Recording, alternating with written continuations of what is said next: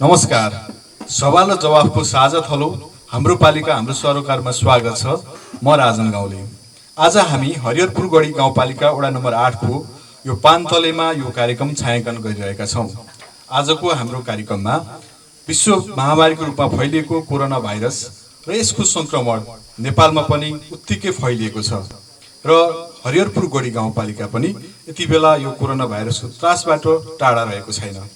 स्थानीय सरकारले आम नागरिकहरूको लागि कोरोना भाइरसको नियन्त्रणका निम्ति कस्तो खालको अभियानहरू सञ्चालन गरेको छ, यस गाउँपालिकामा स्थानीय सरकारले आइसोलेसन क्वारेन्टाइनको व्यवस्थापन र आम नागरिकलाई यो स्वास्थ्य सुरक्षाको निम्ति कस्तो खालको जनचेतनाहरू अभिवृद्धि गर्दै आएको छ र विश्व महामारीको रूपमा फैलिएको यो विपदको समयमा विपदको सामनाका निम्ति स्थानीय सरकारको व्यवस्थापन कस्तो रहेको छ।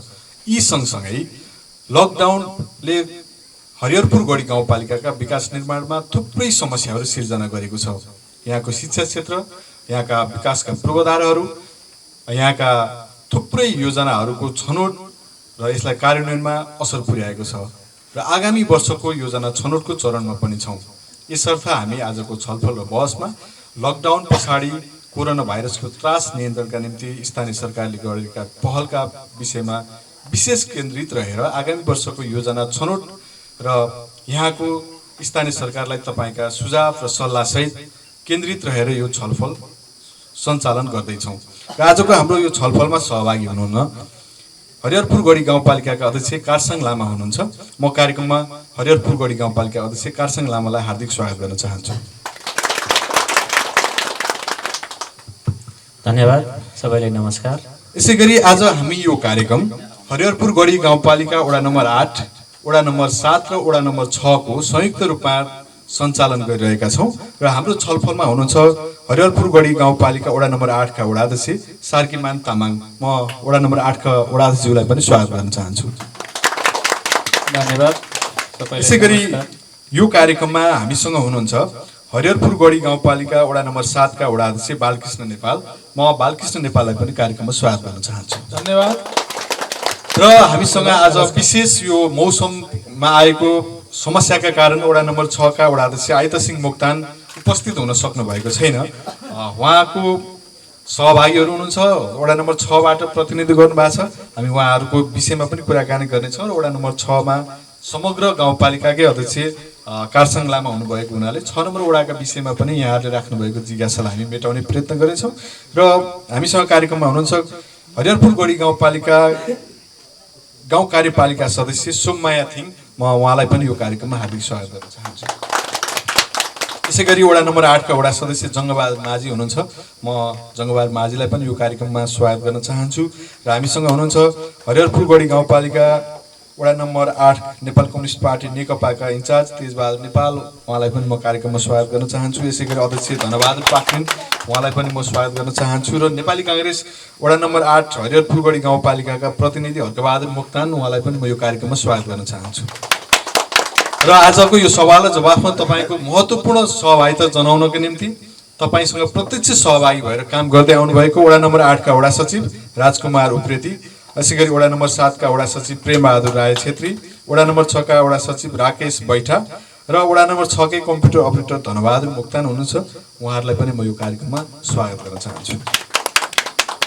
हामीसँग ज्ञानेश्वर माविका प्र सीताराम रायमाझी, उहाँलाई पनि हामीले यो कार्यक्रममा निमन्त्रणा गरेका छौँ। उपस्थित हुनुहुन्छ नि, उहाँलाई पनि म स्वागत गर्न चाहन्छु। यसैगरी रेडक्रस उपशाखा हरिहरपुर गढी गाउँपालिका वडा नम्बर 8 का सभापति छिरिङ लामाज्यू हुनुहुन्छ। म उहाँलाई पनि कार्यक्रममा स्वागत गर्न चाहन्छु। यसैगरी उपसभापति शेखर लामा हुनुहुन्छ भने उहाँलाई पनि म कार्यक्रममा स्वागत गर्न चाहन्छु। र यो हरिहरपुर गढी गाउँपालिका वडा नम्बर 8 मा रहेको विद्युतीकरण सहकारी संस्थाका अध्यक्ष हुनुहुन्छ भने उहाँलाई स्वागत गर्न चाहन्छु। व्यवस्थापक कृष्ण नेपाली हुनुहुन्छ, उहाँलाई पनि म कार्यक्रममा स्वागत गर्न चाहन्छु। र तपाईँ सम्पूर्ण सहभागीहरूलाई आफ्नो स्थानमा सामाजिक दूरी कायम गरेर यो स्वास्थ्यलाई पनि मध्यनजर गर्दै यथास्थानमा आसन ग्रहणका निम्ति म हार्दिक स्वागत गर्न चाहन्छु। हरिहरपुर गढी गाउँपालिका वडा नम्बर 7 का नेपाली काङ्ग्रेसका पार्टी सभापति मान्दो सम्झन, उहाँलाई पनि म यो कार्यक्रममा स्वागत गर्न चाहन्छु। अलिक पछाडि हुनुहुन्छ, अगाडि सामाजिक दूरी कायम गरेर अलिक नजिक रहिदिन पनि म अनुरोध गर्न चाहन्छु। र यो कार्यक्रम म सुरुवात गर्न चाहन्छु यो 3टै वडाको कार्यक्रम भएको हुनाले तपाईँलाई अलिकति कता कता लागिरह होला, तर 3टै वडा तपाईँ हामीहरू बिचमा छौँ, 3टै वडाको बिचमा छौँ र यो कार्यक्रम छलफल र बहस गरिरहँदाखेरि हामी 3टै वडासँग सरोकार राख्ने नागरिकहरू छौँ। हामी सचेत नागरिकहरू भएको हिसाबले 3टै वडाको विषयमा उठेका हामी सवाल र जवाफमा केन्द्रित रहेर कुराकानी गर्नेछौँ र यो छलफल अलिकति फरक हिसाबले हामीले सञ्चालन गर्न लागेका छौँ, किनभने यो विश्व महामारीको रूपमा फैलिएको कोरोना भाइरस त्रासकै बिचमा छौँ। यसलाई छिटो सम्पन्न पनि गर्नुपर्ने छ। हामीलाई यो कार्यक्रम हरिहरपुर गढी गाउँपालिकाले आर्थिक सहयोग गरेको छ। हामी आभार पनि व्यक्त गर्न चाहन्छौँ गाउँपालिकाप्रति र यो कार्यक्रमको सुरुवात गर्न चाहन्छु। म वडा नम्बर 8मै छायाङ्कन भइरहेको हुँदा वडा नम्बर 8मा चालु आर्थिक वर्षमा कस्ता कामहरू भए र यसको प्रभाव कस्तो रह्यो, वडा नम्बर 7मा यसको प्रभाव कस्तो छ, वडा नम्बर 6मा कस्तो छ। तर त्यसभन्दा अगाडि म हरिहरपुर गढी गाउँपालिकाका अध्यक्ष कारसाङ लामाबाट यो छलफल र बहसलाई अगाडि बढाउन चाहन्छु। यति बेला कोरोना भाइरसको त्रासका बीच आम नागरिकहरू छन्। हरिहरपुर गढी गाउँपालिकाले चाहिँ यहाँका नागरिकहरूको स्वास्थ्य सुरक्षाको निम्ति कस्तो काम गरिरहेको छ र कसरी व्यवस्थापन गरिराख्नु भएको छ? धन्यवाद हाम्रो यो कार्यक्रम सञ्चालन गरिराख्नुहुने राजनजीलाई। अब यो साझा बहसमा सर्वप्रथम आज हामी 3टै वडाका वडा अध्यक्षसहित म आफू पनि उपस्थित भएर यो कार्यक्रम यहाँ चाहिँ हुने भन्ने कुरा तय भएको थियो। 6 नम्बर वडाको वडा अध्यक्ष जो आउनु भएको रहेछ छैन, उहाँ चाहिँ यो पानीको वर्षातको कारणले मैले यो कार्यक्रममा उपस्थित 7 र 8को अध्यक्षज्यू, 6, 7, 8कै सचिव, कर्मचारी मित्रहरू, नेपाली काङ्ग्रेस नेकपा का नेता साथीहरू, अन्य उपस्थित सम्पूर्ण चाहिँ साथीहरूलाई म एकमुष्ट गाउँपालिकाको तर्फबाट अभिवादन भन्न चाहन्छु। अब यहाँले प्रश्न राख्नुभयो, हामी वास्तवमै यो संसारै हाम्रो गाउँ हाम्रो पालिका मात्रै नभएर संसारै चाहिँ यो विपदमा परिरहेको अवस्थामा हाम्रो पालिकामा पनि निश्चय नै यो कोभिड-19 को महामारीले असर पुर्याएको छ। धेरै नै असर छ।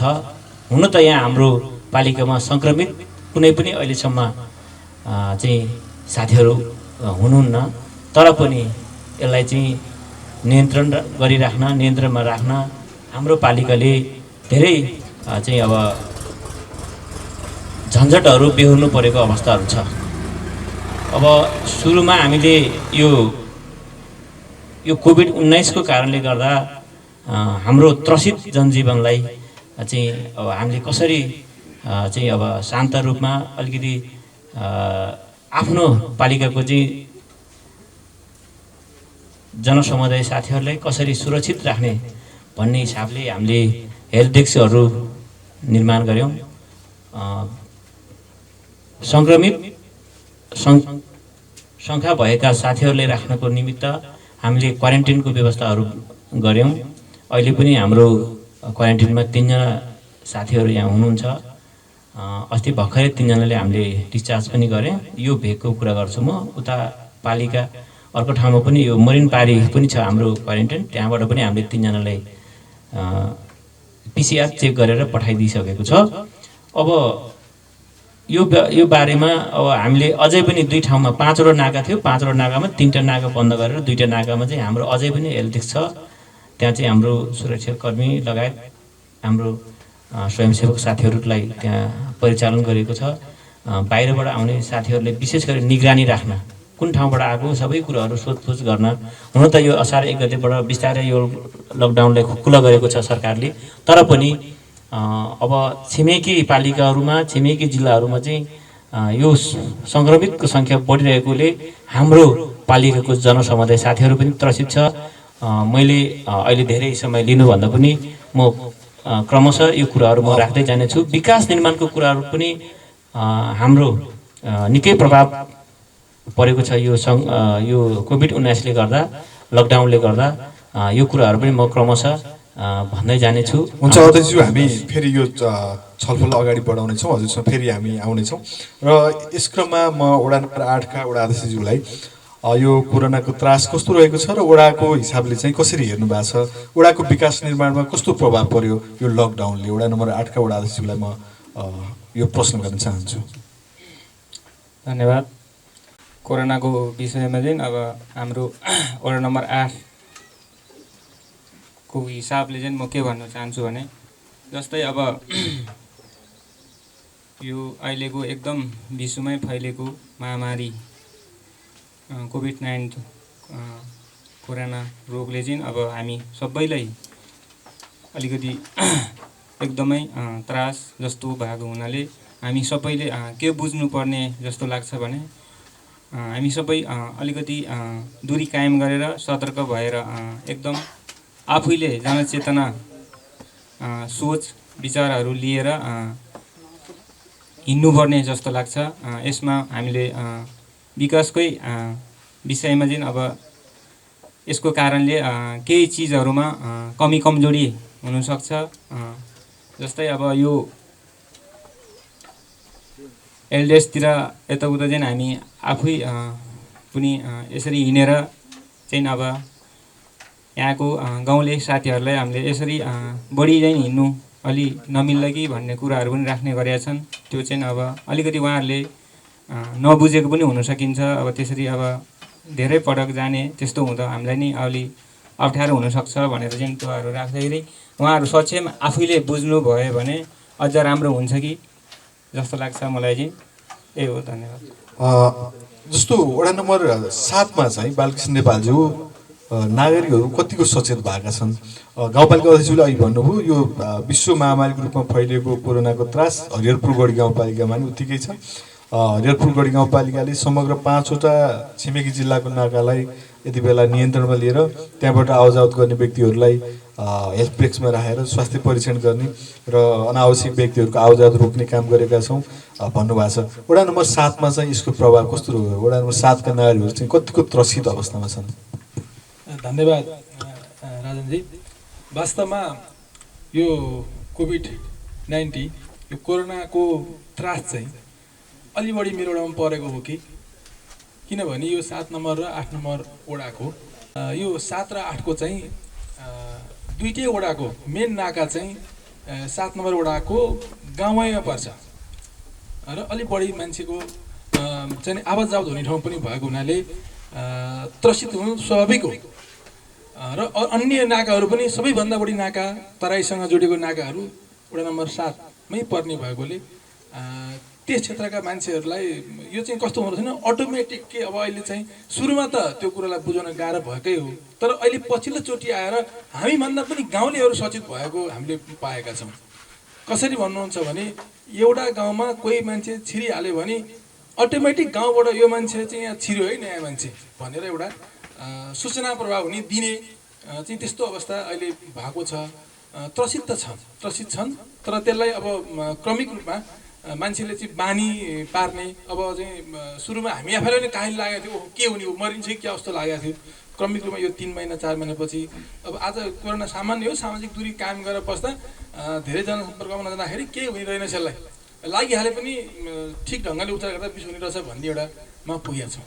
जस्तो यहाँले भन्नुभयो वडामा अलिकति चुनौती पनि छ, छिमेकी जिल्लाहरूको सीमा पनि हजुरकै वडामा वडा नम्बर 7 मै बढी केन्द्रित रहेर त्यहाँबाट आवाजावतलाई नियन्त्रण गर्न अलिक बढी समस्या छ भन्नुभयो। तर यो त्रासकै बिचमा लकडाउन भएको करिब 3 महिना पुगिसकेको छ। यो बिचमा चाहिँ रोगसँगै भोकको पनि चिन्ता छ। वडा नम्बर 7 मा चाहिँ त्यस्ता लकडाउनको प्रभावको पछाडि विपन्न वर्ग मजदुर वर्गहरू पनि आर्थिक रूपमा समस्या परेपछि खानकै समस्या छ भन्ने अहिले होइन विश्व महामारीको कोरोनाको रूपमा फैलेको त्रासले नेपालको हरेक स्थानीय तहमा यो समस्या छ। तपाईँको वडामा चाहिँ कस्तो रह्यो र कसरी व्यवस्थापन गर्नुभयो? एकदम स्वाभाविक हो। तपाईँको चाहिँ नि एउटा सामान्य मजदुरी गरेर खाने मान्छेले चाहिँ नि यो 3 महिनासम्म कुनै मजदुरी गर्न पाउँदाखेरि अवश्य उसलाई चाहिँ एउटा आर्थिक सङ्कट होइन चाहिँ खाद्यान्न सङ्कट पर्न सक्छ, त्यो स्वाभाविक हो। तैपनि के हो भन्नुहोला भने मैले फेरि यो भन्दै गर्दा मेरो जनता सबैको भकारीमा धान छ मकै छ भन्न खोजेको होइन। तैपनि के हो भने ग्रामीण क्षेत्रमा अधिकांश मान्छेहरू चाहिँ कृषि चाहिँ एउटा मा आधारित हुन्छन् र उहाँहरूको मलाई लाग्छ लकडाउन हुँदाहुँदै पनि उहाँहरूले आफ्नो खेती कार्यलाई निरन्तरता दिनुभयो, आफ्नो घरमा भएको अन्नलाई प्रयोग गर्नुभयो। त्यो एउटा सहजता रहिरह्यो हाम्रो गाउँमा चाहिँ। मात्रै के हो भने बाहिर बसेर जस्तो यहाँबाट सहरमा गएर काम गरेर खाने उद्योग धन्दा कल कारखाना व्यवसाय चलाउनेहरूको सवालमा उहाँहरू गाउँ आएपछि अप्ठ्यारो परेको चाहिँ हो। त्यसमा हामीले साह्रै अप्ठ्यारो पर्ने केही सङ्ख्यालाई हामीले राहत स्वरूप 54 परिवारलाई, मेरो वडामा 54 परिवारलाई राहत वितरण गर्ने कार्यक्रम भएको छ र थप अरू पनि केही सङ्ख्याहरू, छुट सङ्ख्याहरू र थप सङ्ख्याहरू जो गाउँ बाहिर बस्नुहुन्थ्यो पछि फेरि आउनुभयो, उहाँहरूको थप सङ्ख्या केही उठेको छ र गाउँपालिकामा त्यसको चाहिँ हामीले अनुरोध भनौँ न त्यसलाई चाहिँ लगाएका छौँ। भविष्यमा, निकट भविष्यमा यदि लकडाउन लम्बिने हो भने हामी निकट भविष्यमा फेरि ती थपलाई पनि राहत बाँड्ने हाम्रो योजना छ। अहिले बाहिरबाट आएका नागरिकहरू जो छिमेकी मुलुक भारतबाट रोजगारको सिलसिलामा जो गएका थिए अहिले यो त्रासका बीच फर्केका छन्, उनीहरूको व्यवस्थापन चाहिँ कसरी गर्नुभएको छ? हामीले सबभन्दा पहिला सबै परिवार त होइन, अब जो हामीसँग अब नेपालभित्रबाट आउनेहरूको लागि त हामीले त्यस्तो खासै केही क्वारेन्टाइन व्यवस्था गरेनौँ। उहाँहरूलाई एउटा होम क्वारेन्टाइनको रूपमा अलिकति निगरानी राख्ने मात्रै काम भयो। तर विदेशबाट आउने सवालमा, छिमेकी राष्ट्रबाट चाहे अरू देशबाट आउनेको सवालमा सिधै उहाँहरूलाई हामीले क्वारेन्टाइनमा कमसेकम 14 दिन राख्ने र उहाँहरूको PCR परीक्षण गरेर मात्रै उहाँहरूलाई घर जाने वातावरण बनाएको छ। अहिले पनि हामीसँग मेरै वडामा स्वास्थ्य चौकी छ र त्यही क्वारेन्टाइन व्यवस्थापन भएको छ। हामीसँग अहिलेसम्म 9 जना क्वारेन्टाइनमा प्रवेश भइसकेका छन्। अहिले पछिल्लोचोटि 3 जना त्यहाँ अहिले पनि हुनुहुन्छ। जस्तो त्यो वडाले सञ्चालन गरेको क्वारेन्टाइनको व्यवस्थापन चाहिँ कसरी गर्नुभएको छ? त्यहाँको राज्यले तय गरेको मापदण्डको कुराहरू छ, त्यसको व्यवस्थापनको कुरा छ, क्वारेन्टाइन बस्नेहरूलाई खुवाउनु पर्ने उनीहरूको स्वास्थ्य परीक्षण चाहिँ कसरी गर्नुभएको छ? यस्तो छ, यो वडामा भए पनि सञ्चालन गाउँपालिकाले नै गरेको हो। हामी पनि गाउँपालिकाको कार्यपालिकाको सदस्य हौँ। हामीले गरे पनि गाउँपालिकाकै श्रेय हुन्छ। गाउँपालिकाले नै निर्णय गरेको छ क्वारेन्टाइनमा जो हामी राख्छौँ उहाँहरूलाई प्रवेश गराउँछौँ। कमसेकम नेपाल सरकारले निर्धारण गरेको नम्स अनुसार त नपुग्न सक्छ, किन हाम्रो दुर्गम क्षेत्र हो, यहाँ भने जति बिजुली नहुन सक्छ, भने जस्तो पानी व्यवस्था हुन सक्दैन होला, आदिको धेरै कुराहरू छ। तैपनि हाम्रो जे यहाँको हामीले जे सक्छौँ, जति सक्छौँ, मलाई लाग्छ यो उत्तरी बेल्ट, हाम्रो यो सिन्धुलीको यो दक्षिण बेल्टको विभागमा हामीले जुन प्रयास गरेका छौँ, अहिले हामीसँग ठुलो हलमा कमसेकम 5 मिटर दूरीमा हामीले चाहिँ एउटा बेड बनाएर राखेका छौँ। कमसेकम हामीले उहाँहरूलाई दैनिक नुहाउनलाई हामीले पानीको व्यवस्था गरेका छौँ। खानाको व्यवस्था एउटा नजिकको होटलसँग एउटा चाहिँ सहकार्य गरेर गाउँपालिका निर्णय छ, प्रति व्यक्ति दैनिक 400 को दरले खाना उहाँहरूलाई हामीले खाना खुवाए बापत होटललाई पेमेन्ट गर्ने र ती बस्ने मान्छेलाई बिहान 1 कप चिया, रातो चिया, तातो पानी, खाना, दिउँसो चिया, बिस्कुट, त्यसै गरी बेलुका खाना र उहाँहरूलाई दैनिक नुहाउने, पेस्ट मन्दिर सबै कुराहरू हामीले जे सक्छौँ। लगभग नम्स त पुरा नहुन सक्ला, अब त्यो हाम्रो ठाउँले भौगोलिकताले गर्दा, त्यो भएर हामी अहिले सन्तुष्टै छौँ त्यसमा जति गर्न सकेका छौँ। वडा नम्बर 8 मा चाहिँ क्वारेन्टाइनको व्यवस्थापन कस्तो छ वडासिजु?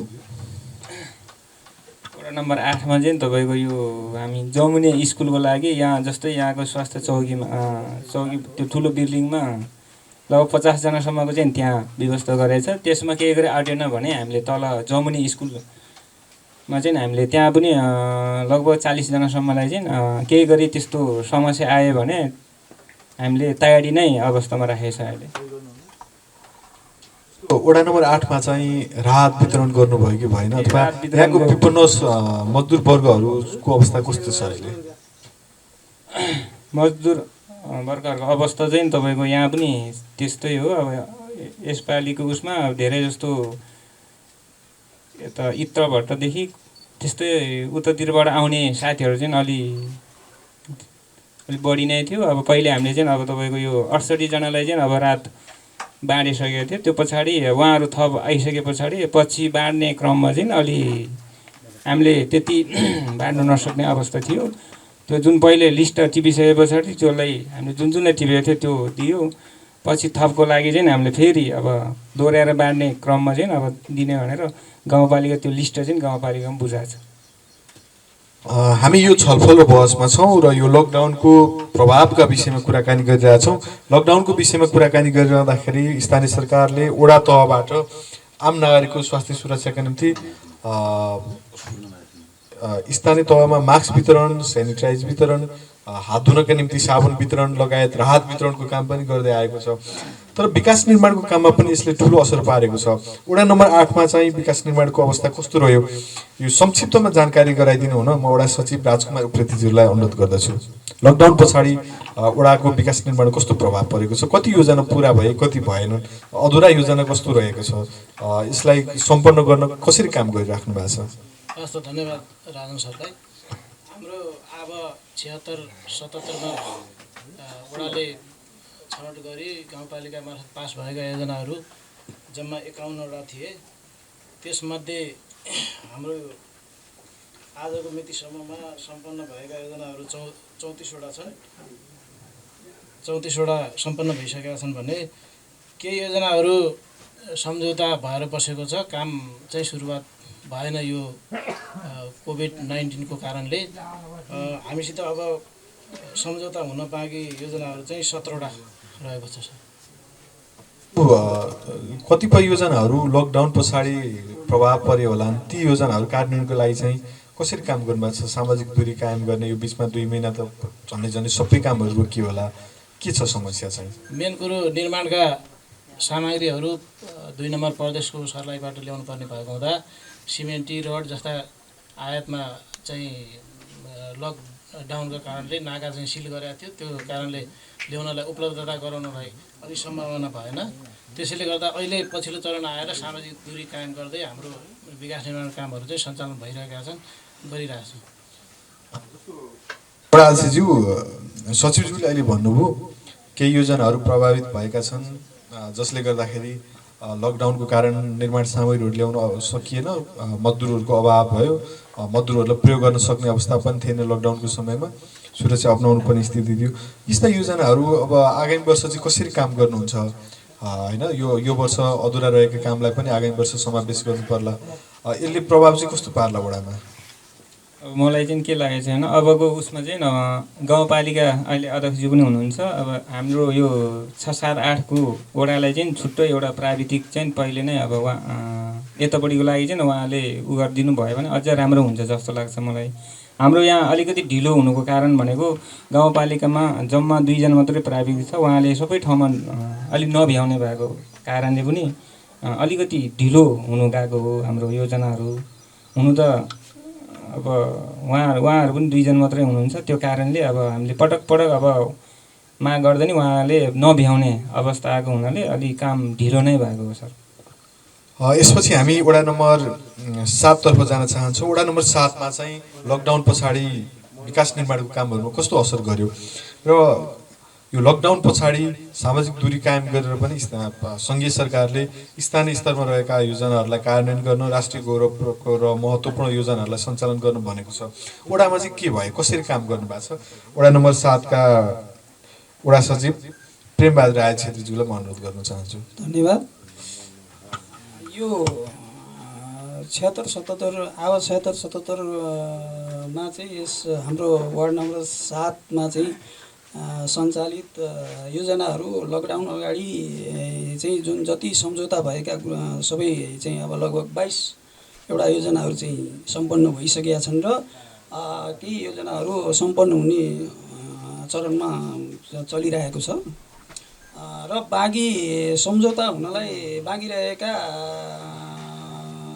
16-17वटा योजनाहरू चाहिँ अब यो साल चाहिँ काम नहुने लगभग देखिएको छ। अब त्यो सम्झौता पनि हुन सकेका छैन। अब पछि चाहिँ यो संशोधन पनि भएर आएका योजनाहरू पनि थिए, थप घट भएर, त्यस कारणले गर्दाखेरि त्यो चाहिँ अलिकति अर्को साल मात्रै हुन सक्ने हो कि भन्ने कुरा छ। जस्तो आगामी वर्ष चाहिँ कस्तो खालका योजनाहरू ल्याउनु पर्ला? आगामी साल अब मैले हाम्रो वडामा चाहिँ मैले अब यसो अनुमान गर्दाखेरि वडाका नागरिकहरूको माग पनि हुन्छ, कस्तो खालका योजना चाहिँ माग गरिरहेका छन्? माग त अब सरस्वती अब सबैले अब चाहिँ आफ्नो समस्या ल्याएकै हुन्छन्। त्यो सबै समस्यालाई समेटेर लानलाई हामीलाई अब बजेटको पनि कमी हुन्छ। त्यसले गर्दाखेरि हामीले चाहिँ अब के आगामी साल चाहिँ के गर्ने भन्ने सोचिरहेका छौँ भने अब एकदमै नगरी नहुने अति आवश्यकता योजनाहरूलाई चाहिँ हामीले छनौट गरेर थोरैभन्दा थोरै र धेरै जनमानसहरूलाई चाहिँ लाभान्वित हुने खालका योजनाहरूलाई चाहिँ हामीले प्राथमिकता दिएर छनौट गर्ने भन्ने हामीले चाहिँ लक्ष्य लिएका छौँ। हस्, धन्यवाद जानकारीका लागि वडा नम्बर 7 का वडा सचिव प्रेमबहादुर राय छेत्रीज्यूलाई। यसपछि फेरि हामी वडा नम्बर 6 को विकासकै कुरा गर्न गइरहेका छौँ। लकडाउनपछि कस्तो प्रभाव पर्यो वडा नम्बर 6 मा चाहिँ सचिवज्यू राकेश पैठाज्यूलाई म जानकारी गराइदिन अनुरोध गर्दछु। धन्यवाद सर। हाम्रो वडामा जम्मा कुल 54वटा योजनाहरू रहेका थिए, जसमध्ये 42वटा योजनाहरू सम्पन्न भएका छन् भने 12वटा योजनाहरू अहिले लकडाउनको कारणले यो विश्वभरि फैलिएका महामारी कोरोनाको कारणले यी प्रभावित भएका छन्। यी योजनाहरू सम्पन्न हुन सकेका छैनन्। यी योजनाहरूलाई हामीले आगामी वर्ष 77-78मा नियन्त्रण दिने कोसिस गर्नेछौँ। हस्, धन्यवाद राकेश बैठाज्यूलाई। वडा नम्बर 6 का सचिवज्यू हुनुहुन्छ, उहाँले आफ्नो जानकारी गरौँ। यसपछि चाहिँ हामी केही सहभागीहरूको प्रश्न लिन्छौँ, त्यसपछि फेरि हाम्रो यो कार्यक्रममा तपाईँका प्रश्नलाई जवाफ दिन सहभागी हुनुभएका अतिथिज्यूहरूसँग जानेछौँ। तपाईँका कुनै जिज्ञासा छ भने राख्न सक्नुहुनेछ। विकास निर्माण चाहिँ नि अत्यन्त हामी चाहिँ पछि पर्नु, जस्तो अहिले हाम्रो यो स्थानीय सरकार आएर पनि लगभग 3वटा आर्थिक वर्ष सकिन लागिसक्यो र यहाँ चाहिँ देखिने खालको हाम्रो चाहिँ यो 3टा वडामा, अब मरिनमा त केही त्यो धरान चतरा त्यो राजमार्गको कारण पनि केही परिवर्तन जस्तो त्यहाँको मुहार फेरिएको देखिन्छ हाम्रो यो गाउँपालिकाको मरिन क्षेत्रमा। तर हाम्रो जुन यो ज्ञानेश्वर क्षेत्र यो भौगोलिक रूपमा पनि विकट, यो चाहिँ लगभग क्षेत्रफलको हिसाबले पनि भक्तपुर जिल्लाभन्दा पनि ठुलो। यसरी यहाँ चाहिँ हाम्रो देखिने खालको काम केही पनि छैन, हेर्नुहोस् भएको छैन। जति पनि हाम्रा चाहिँ कामहरू चाहिँ सामान्य यसो धुलो सोर्ने, यसो कतै उड निकाल्ने भन्दा खास छैन। अब हामीले चाहिँ मैले चाहिँ जनप्रतिनिधिज्यूहरूलाई भने सुरुमा पनि निर्वाचित भएर आउने बित्तिकै पनि उहाँहरूलाई भनेको थिएँ कि यो जुन अलिकति नमुनाको रूपमा हाम्रो यो के अरे यो गिनेरीमा चाहिँ यो हाम्रो यो डिआरएसपी कि के भन्नेले बाटो बनाएको थियो, त्यही स्टाइलको कम्तीमा सबै वार्डमा 2-4 किलोमिटर भए पनि आफ्नो कार्यकालभरिमा त्यो चाहिँ गर्नु पर्थ्यो। अब हामी कहाँ चाहिँ प्राकृतिक रूपमा हाम्रो चाहिँ यहाँ ढुङ्गाको खानी छ, यहाँ यसलाई चाहिँ त्यसलाई व्यवस्थित गरेर यहाँ चाहिँ नि स्थानीय जस्तो राज्यले चाहिँ जुन विदेशबाट जुन ल्याउँछ मेटेरियलहरू, त्यसमा पनि जस्तो अलकत्रा लगायतका ती सबै चाहिँ व्यापार घाटा पनि घट्ने त्यो खालको गरौँ भन्दाखेरि यहाँ चाहिँ अलिकति हाम्रो गाउँपालिकामा त त्यो खालको प्राविधिक इस्टिमेट गर्ने मान्छे पनि छैन। के भने जस्तो यो खास उपलब्धि छैन र अब पनि केही समय बाँकी छ, यसलाई केही देखिने काम गर्नु हुन। हुन्छ, तपाईँको प्रश्नको उत्तर हामी गाउँपालिका अध्यक्षबाट लिन्छौँ। तपाईँको आफ्नो परिचय चाहिँ दिनु न, कति नम्बर वडाबाट हो? वडा नम्बर 8, तेजबहादुर नेपाल। हस्, प्रश्नको लागि धन्यवाद। अन्य सहभागीको पनि हामी प्रश्न लिन्छौँ, अरू 2 जनाको, त्यसपछि फेरि जवाफ लिएर फेरि प्रश्न लिनेछौँ। विश्वमै कोभिड-19 यो कोरोना भाइरसको सङ्क्रमणकालीन अवस्था हो र हाम्रो यो मेरो नाम धनवरा पाखरिन, वडा नम्बर 8मा बस्छु, स्थानीय हो। यो विकासको बारेमा भन्नुपर्दा अब चाहिँ हाम्रो स्थानीय सरकारले वडा अध्यक्षज्यू हुनुहुन्छ, अध्यक्षज्यूहरू हुनुहुन्छ, गाउँपालिका यो अब धेरै निर्माण मात्र नभएर यो जुन अहिले यो महामारीको रूपमा समुदायले परेको अप्ठ्यारो महसुस गर्दै अलिकति उत्पादनशीलमा, जस्तै कृषिमा हरेक कुरा अब अरू छिमेकी राष्ट्रबाट हरेक कुरा अब सबै आयातको भरमा निर्भर हुनुपर्ने, त्यसबाट मुक्त भएर अलिकति आफू नै अब एकदम आफैबाट सक्षम हुने खालको कार्यक्रम र विशेष गरी कृषिमा जोड लगानी गर्नुभयो राम्रो हुन्थ्यो, यो मेरो सल्लाह सुझाव। हस्, धन्यवाद सुझावको लागि। र फेरि अरू एकजना हामी सहभागीसँग। मेरो नाम चाहिँ कृष्णबहादुर नेपाली, स्थायी गरी चाहिँ हरिहरपुरगढी 8 पथरामा पर्छ र सामुदायिक ग्रामीण वितरण उपभोक्ता सहकारी संस्थाको व्यवस्थापक पनि म। मलाई चाहिँ यहाँ हाम्रो नेताज्यूहरूसँग, अध्यक्षज्यूहरूसँग चाहिँ के प्रश्न गर्न मन लागेको छ भने यो सम्झौतै हुन नसक्ने योजना चाहिँ किन छनौट गरिएको भन्ने मात्रै प्रश्न राख्न चाहन्छु म। हस्, धन्यवाद। हस्, धन्यवाद। अध्यक्षज्यू गाउँपालिका अध्यक्षज्यू कुनै ठाउँमा कार्यान्वयन नै गर्न सकिया छैन, योजना छनौट भएको छ, सम्झौतै भएन, काहीँ चाहिँ देखिने काम भएन भनेर क्वेसन उठेको छ कि त्यस्तो भएको छ र गाउँपालिकाले गरेका योजनाहरूमा? धन्यवाद यो जो प्रश्नको लागि हाम्रो उपस्थित साथीहरूलाई। अब म पहिला यो गणेश नेपाल हाम्रो साथीले राख्नुभएको थियो, यो चाहिँ देखिने खालको काम भएन हालसम्मको काममा भन्ने भयो। वास्तवमा हामी अहिले सुरु पिरियडमा छौँ। काम विकास निर्माण एकैचोटि अब यो के भन्छ जादुको छडी त होइन नै, क्रमैसँग हुँदै जाने हो।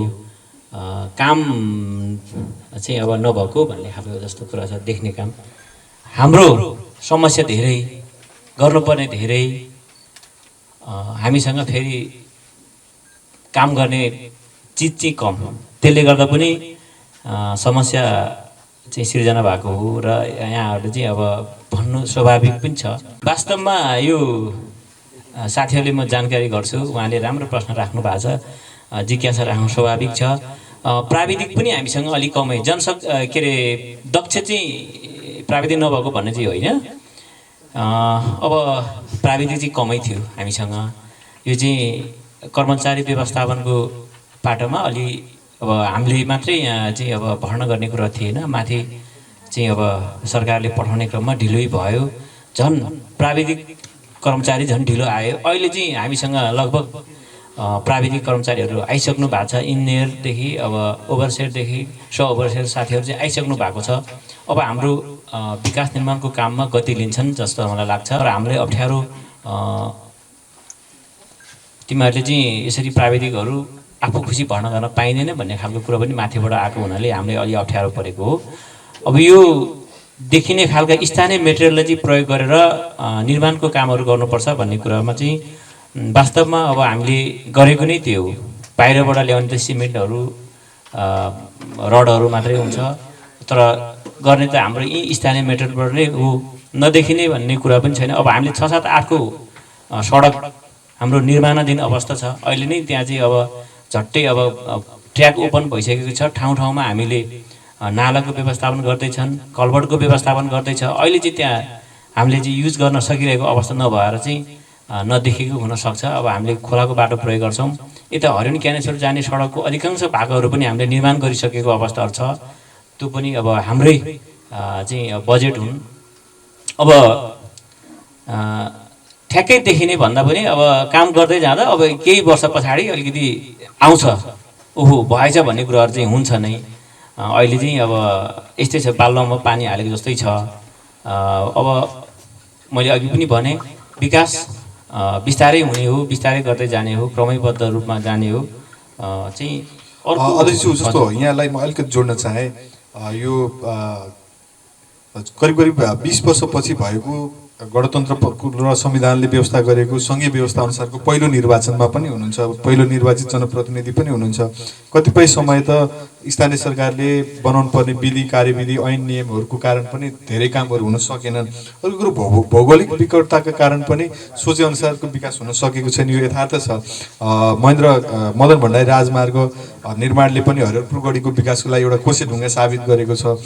यो क्षेत्रमा भूकम्पले ढलेका बस्तीहरू पुनर्निर्माण पनि अर्को चुनौतीको विषय थियो, त्यो पुनर्निर्माणको अन्तिम चरणमा पुगिसकेको छ। शैक्षिक क्षेत्रमा जुन खालको समस्या थियो, विद्यालय भवनहरू ध्वस्त भएको थियो, त्यसलाई पुनर्निर्माण गर्नुपर्ने चुनौतीहरू थिए। विद्युतीकरणको काम पनि गरिरहेको छ गाउँपालिकाले। यो हरिहरपुर गढीको वडा नम्बर 7, 8 र 6 मा पनि त्यसको निर्माणको चरणमा छ, आइ वर्ष योजना पनि हुन्छ होला। तपाईँले भन्नुभएको जस्तो अलिकति आम नागरिकहरूले जुन खालको चाहिँ देखिने खालको परिणाममूलक काम देखिएन भन्नुभएको छ। थुप्रै योजनाहरू छ, सामाजिक सुरक्षाको कुराहरू छ, यहाँका विपन्न वर्गहरूलाई रोजगारको कुरा छ। आगामी वर्षको योजना चाहिँ त्यस्तो देखिने खालको योजनाहरू चाहिँ कस्तो छन्, कसरी ल्याउनु पर्ला? अब तपाईँको यो क्षेत्रलाई विशेष गरेर अब हामीले यो उत्पादनलाई जोड दिने भन्ने कुराहरू पनि छ। अब यो मेरो पालिकामा 8वटा वडा, 8वटा वडामा 3टा वडा यो दक्षिण बेल्टमा पर्छ, मरिन वारिपारी चाहिँ अब 5वटा वडा, यता चाहिँ 3टा वडा। विशेष गरेर अलिकति अप्ठ्यारो वडा पनि यही ठाउँ हो। उतापट्टि 5वटा वडा लगभग तपाईँको यो मदन भण्डारी राजमार्गले चाहिँ कभर गरिसकेको छ। त्यहाँ विकास देख्न थालिसकेको छ, त्यहाँ विद्युत बल्न थालिसकेको छ। अब यो हाम्रो 6, 7, 8मा चाहिँ विद्युत पनि अलि यो सामुदायिक विद्युत अघि हाम्रो एकजना भाइले पनि भन्नुभयो त्यहाँको व्यवस्थापकले अब जिम्मा लिएको थियो। यो कति वर्ष भयो, यो त अब सीमा नै छैन, कहिले बल्नुपर्ने अब अहिलेसम्म बलेको अवस्थाहरू छैन। झन् न्यू पाएको छ अब ठेकेदारहरूलाई चाहिँ अब यो लकडाउनले यो कोरोनाले गर्दा अझै पनि 1-2 वर्ष जान्छ जस्तो मलाई लाग्छ। यो चाहिँ तीनवटा वडामा विद्युतको कुरा मैले गर्नुपर्दा पहिला सर्वे गर्ने क्रममा धेरै ठाउँहरू छुटेको रहेछ। अब 3टै वडाले कभर गरेर चाहिँ यो चाहिँ अब टेन्डर गयो भन्थ्यो, त्यो टेन्डरको प्रक्रिया पनि 2 वर्ष त्यसै अल्झियो। अहिले फेरि त्यसले झकझगाएर त्यहाँ चाहिँ त्यो सामुदायिक विद्युतको चाहिँ अब सहकारीका साथीहरूले झकझगाएर फेरि अहिले नयाँ कार्य समिति चयन गरेर काम चाहिँ स्पिड लिइसकेको अवस्था थियो। तर केही यो कोभिड-19ले गर्दा अब यो काम पनि रोकिएको छ, काम केही भएको छ। र यसको विशेष गरेर अब अलि कुना काप्चामा पहिला चाहिँ सर्वे पनि भएर रहन्छ, त्यो ठाउँलाई चाहिँ अहिले यो विश्व ओल्ड ब्याङ्कलाई चाहिँ सँग चाहिँ गाउँपालिकाको चाहिँ एउटा समझदारीमा उहाँहरूले जिम्मा दिएको छ। अब सँगसँगै हाम्रो यो 3टै वडामा सँगसँगै विद्युत बल्छ मलाई लाग्छ। सबै काम यताको पनि अब इस्टिमेट सबै टेन्डरको प्रक्रियामा गइसकेको अवस्था छ। यो विश्व ब्याङ्कले पनि अझ मलाई लाग्छ यो अब सामुदायिक विद्युतकरण भन्दा पनि अब यो चाहिँ ओल्ड ब्याङ्कबाट चाहिँ चाँडै बिजुली बल्छ जस्तो मलाई लागिरहेछ। अब अलिकति झकझगाउँदा ठेकेदार कता के हुँदो रहेछ, यसको प्रक्रिया पनि लामो लङ प्रोसेस हुँदो रहेछ। अब यही छ देखिने काम एउटा त्यो पनि हुने भयो। अर्को कुरा यो 3टै वडालाई चाहिँ समेटेर जाने यो हाम्रो सडक पथराई यो रामचुवा पर्टेने सडक पनि हामीले अब मेरै पालोसम्ममा यो सम्पन्न गरेर नै छाड्ने हो। यसलाई चाहिँ जसरी पनि अब हामी बर्खामा पनि हिँड्न सक्ने बाटो बनाउने हो। उताबाट फेरि 6 नम्बर वडाकै भाग हुँदै यता बागमती कर्मैया हुँदै अब यो पर्टेनीमा आउने सडक छ, त्यो चाहिँ हामीले अहिलेसम्ममा लगभग 2.5 करोड खर्च गरेर गाउँपालिकाले चाहिँ बाटो बनाइसकेको अवस्था छ। त्यो पनि अब हामीले स्थान हुने त्यो काम गर्दैछन्। यही छ अहिले। जस्तो गाउँपालिकाले करिब 1 करोडको लगानीमा यो हरिहरपुर गढी गाउँपालिका वडा नम्बर 7, 8 र 6लाई नै केन्द्रित गरेर दुध उत्पादनका निम्ति उन्नत जातको गाई पालन गर्न कृषकहरूलाई अनुदानमा चाहिँ सहयोग गर्ने पनि भन्ने सुनेका थियौँ। त्यो कार्यक्रम चाहिँ के भयो? यसपालि सञ्चालन हाम्रो प्रभाव पार्यो कि आगामी वर्ष यसलाई निरन्तरता दिनुहुन्छ? अब हाम्रो यो कार्यक्रम चाहिँ यति यो क्यानेश्वर चाहिँ दुध पोकट क्षेत्र बनाउने यो पशुपालनमै बेसी चाहिँ अब यहाँको कृषकलाई इन्भल्भ गराउने भन्ने हाम्रो पालिकाको सोच थियो।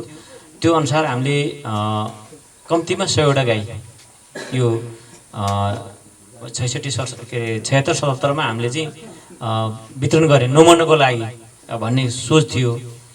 त्यो कार्यक्रम हामीले गर्न सकिएन यो लकडाउनको कारणले गर्दा। अब हामी यसलाई थप मजबुतका साथ अझ बढाएर चाहिँ यो 77-78मा हामीले यो कार्यक्रम ल्याउँछु।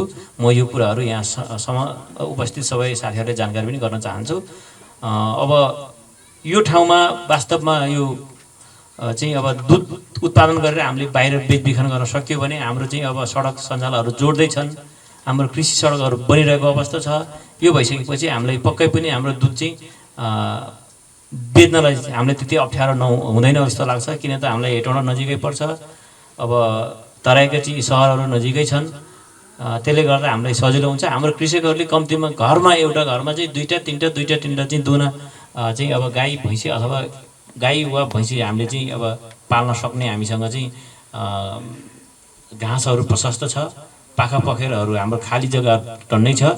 त्यसले गर्दा अब हामी कृषकहरू चाहिँ यसैमा यो दुधमै निर्भर हामीले बनाउने चाहिँ हाम्रो सोच छ यो 3टा वडा चाहिँ। हस्, धन्यवाद। म गाउँपालिका अध्यक्षज्यूलाई फेरि म वडा अध्यक्षज्यूहरूतर्फै जान चाहन्छु। अघि केही सहभागीहरूले कतिपय योजनाहरू आवश्यकता अनुसार छनौट भयो तर सम्झौता भएर काम हुन सकेनन्, कतिपय ठाउँमा चाहिँ काम नागरिकको आवश्यकता एकतिर छ, त्यो चाहिँ योजना छनौट हुन सकेन भन्ने छ। गाउँपालिकासम्म योजना पुग्दा त वडाबाटै छनौट भएर जाने एउटा प्रक्रिया हुन्छ। आम नागरिकको छनौट चाहिँ उनीहरूको चाहना आवश्यकता भन्दा बाहिर योजना छनौट हुन्छ र त्यसरी जान्छ र? म वडा नम्बर 7का वडा अध्यक्षज्यूलाई अनुरोध गर्छु। यो विषयमा कस्तो हुन्छ भने हामीले योजना छनौट गर्ने बेलामा एउटा वडा परिषद है भनौँ, वडा भेला हामीले गर्छौँ, जसमा अब धेरै योजनाहरू आउँछन्। अब त्यहाँ सयौँ योजनाहरू हुन्छ, त्यसलाई हामीले प्राथमिकतामा कुन योजना पहिला गर्ने भनेर प्राथमिकतामा हामी केही योजनाहरू राख्छौँ, वडा समिति राख्छौँ, गरेर लाने हो। र त्यो पनि त्यसभित्र पनि केही अझ योजनाहरू गाउँपालिका पुगेपछि अझै पनि केही पालिकाले केही अझै तलमाथि गर्छ। यो सम्झौता नहुनु, काम नहुनुको पछाडि चाहिँ मलाई जहाँसम्म के लाग्छ भन्नलाई पनि अघि नै हाम्रो 8 नम्बरको वडाहरूले भन्नुभयो, सुरुमा हामीलाई अब असोज कार्तिकसम्म हाम्रो त्यो बजेटको त्यो बनेर आएकै हुँदैन, हामी काम सुरु गर्न सक्दैनौँ।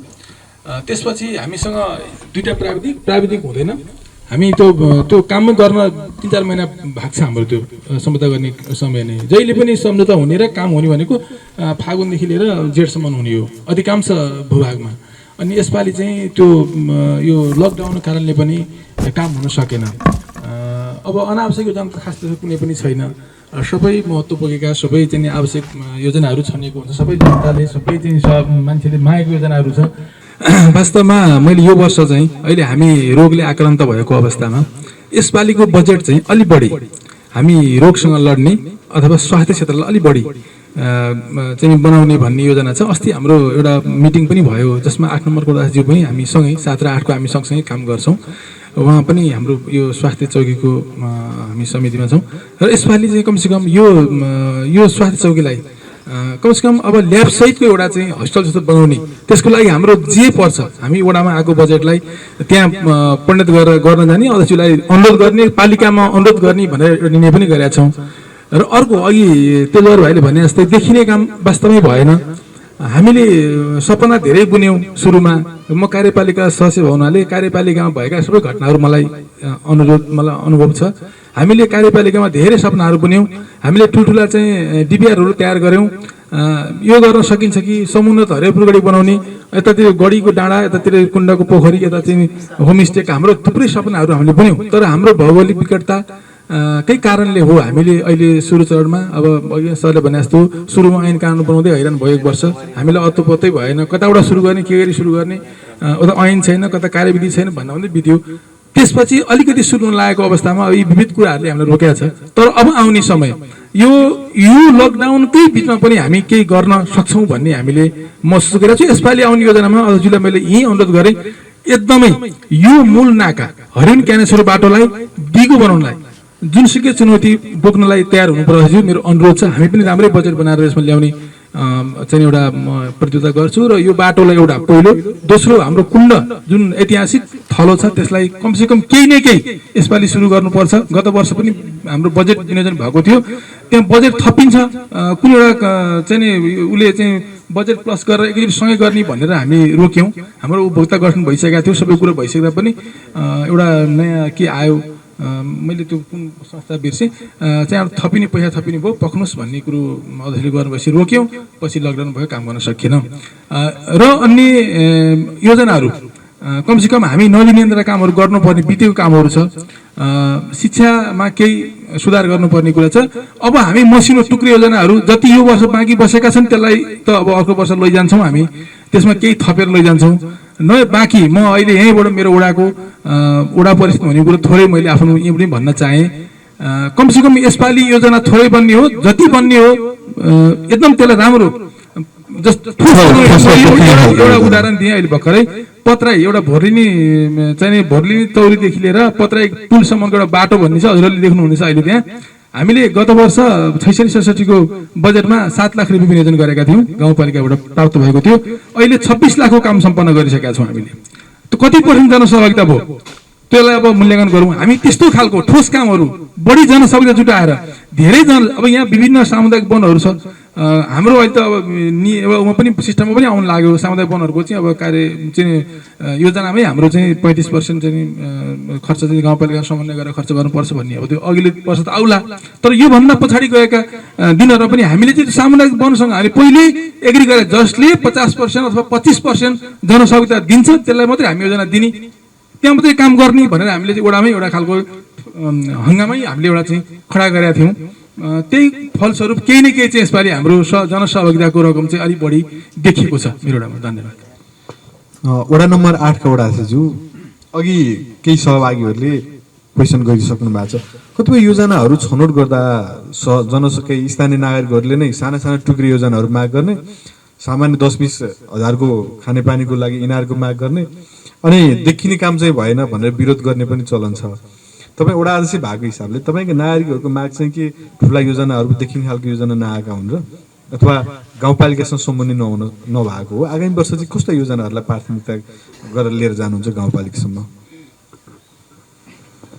जस्तै अहिले भर्खर हाम्रो कृष्ण भाइले उठाउनु भएको कुरो चाहिँ मलाई एकदम जायज लाग्यो। किनभने जस्तो उहाँले भन्नुभयो किन सम्झाउँदै नहुने योजनाहरू किन छुटाउनु भयो भन्ने कुरा आउँदाखेरि चाहिँ मलाई एकदम खुसी लाग्यो। यो चाहिँ किनभने तपाईँको हामीले जति नै अब बढी योजनाहरू छनौट भइसके पछाडि त्यहाँ चाहिँ उपभोक्ता समितिहरू गठन गर्ने बेलामा चाहिँ जति बाठो मान्छेहरूलाई हामीले अगाडि बनाइसकेको हुन्छ त्यो धेरै टुक्रा योजनाहरू भइसके पछाडि हामीले जबरजस्ती 2-4 जना उपभोक्ता समिति हामीले जबरजस्ती राख्नुपर्ने अवस्था आउँछ। त्यसैले चाहिँ उहाँहरू चाहिँ अब हामीले पटक पटक जानुहोस् भन्दाखेरि उहाँले एक त बुझेको हुँदैन, त्यो कारणले धेरै जस्तो कुराहरू चाहिँ उहाँहरू त्यो सम्झौता गर्न जान नसक्ने अवस्था आउँदो रहेछ।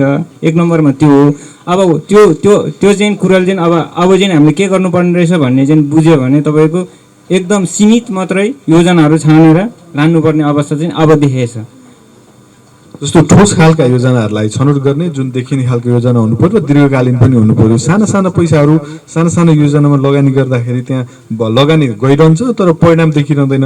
यसो हुँदाखेरि के भने स्थानीय सरकारको आलोचना पनि गरिराख्ने मौका जस्तो पाउँछ।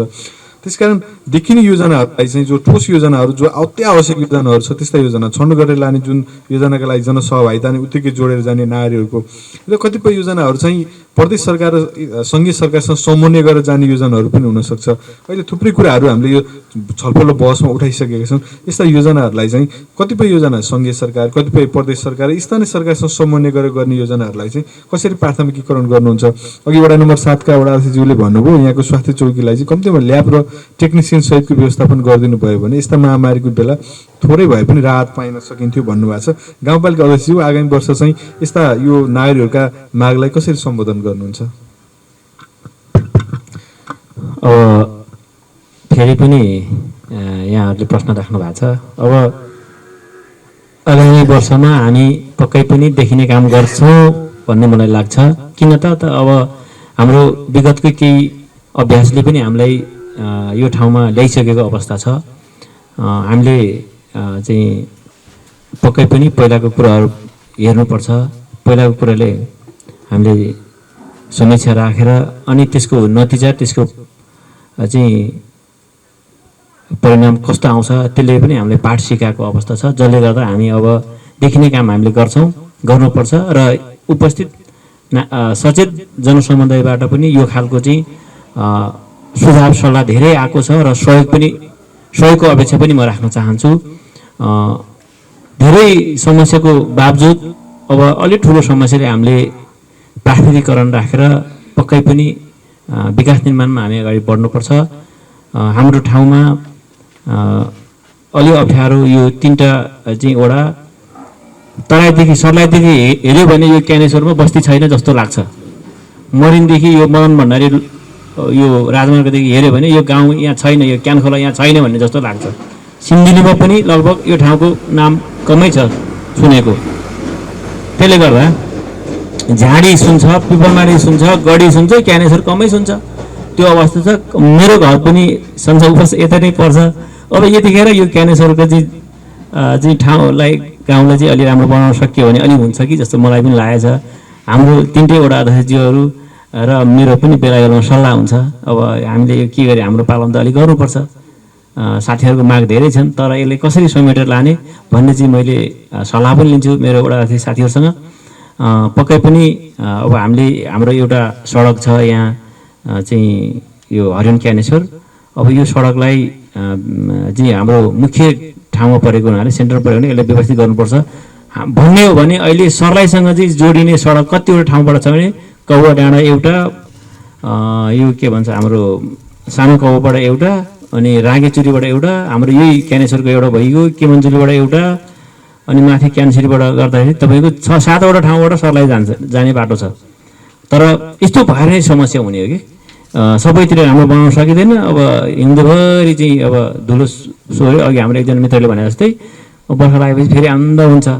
अब कम्तीमा 2 घन्टा हिँडेर चाहिँ अब सधैँ बर्खा हिउँदो जहिले पनि गाडी चल्न सक्ने ठाउँ चाहिँ हामीले बनाउनुपर्छ भन्ने हाम्रो मान्यता हो। र हाम्रो पालिकाको एउटा सोच चाहिँ के पनि हो भन्दाखेरि प्रत्येक टोलबाट वडा पालिकासम्म जाने सडक र वडा पालिकादेखि चाहिँ गाउँपालिकासम्म जाने सडक चाहिँ हामीले जोड्नुपर्छ, बनाउनुपर्छ भन्ने हाम्रो चाहिँ अब लक्ष्य पनि छ। खानेपानीको कुरा त्यस्तै छन्। समग्र रूपमा मैले यो भेगको मात्रै कुरा गर्नुपर्दा चाहिँ बाटो अलिक कमै बनाउने, अब ट्र्याकहरू अब हामीले खोल्दै नखोल्ने, जति ट्र्याक खोलिसकेको छ त्यसलाई व्यवस्थित गरेर जाने हाम्रो लक्ष्य छ अहिलेको लागि। यसपछि फेरि हामी केही सहभागीहरूको प्रश्न लिन चाहन्छौँ। सहभागीहरूले आफ्नो जिज्ञासा राख्न सक्नुहुन्छ। मेरो प्रश्न के छ भने यस हाम्रो 6-7-8मा सञ्चालन भएको क्वारेन्टाइन प्रभावकारी छ त? प्रश्न मेरो यति नै रहेको छ।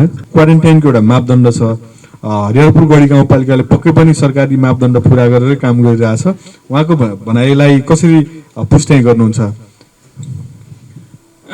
यो त मापदण्ड अनुसार त हामीलाई नि त्यति ज्ञान चाहिँ नभएको हुनाले अब पक्कै लाग्छ मलाई केही त मापदण्ड अनुसारै हुनसक्छ होइन। तर सबै चिज चाहिँ अब त्यहाँ मापदण्ड अनुसार किन हुँदैन भने हामीसँग सामान त्यस्तै चिजहरू सबै चिजहरू चाहिँ उपलब्ध नभएको हुनको कारणले मापदण्ड सबै पुगेको चाहिँ हामी पक्कै नहुनसक्छ।